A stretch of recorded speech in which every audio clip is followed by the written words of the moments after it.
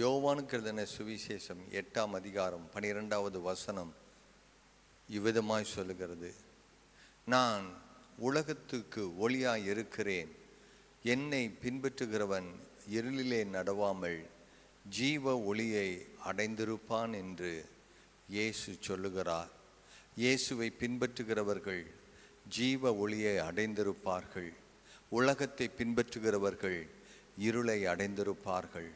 உலகம் பொல்லாங்குக்குள் கிடக்கிறது, இருளின் ஆதிக்கத்திலே இருக்கிறது. இருள் என்பது பிசாசினுடைய ஆதிக்கம், ஆளுகை. ஆகவே உலகத்தில் இருக்கிறவர்கள் இருளிலே நடந்து இருளிலே வாழ்கிறார்கள். அவர்களுடைய முடிவு பரிதாபம்.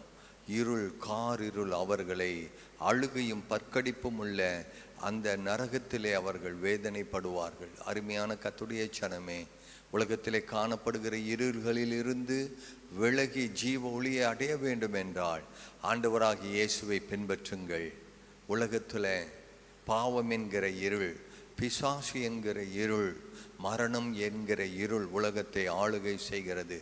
சங்கீதக்காரனாகிய தாவீது விதமாய் சொல்லுகிறான், நான் மரண இருளின் பள்ளத்தாக்கிலே நடந்தாலும் பொல்லாப்புக்கு பயப்படேன், தேவரீர் என்னோடு கூட இருக்கிறீர் என்று.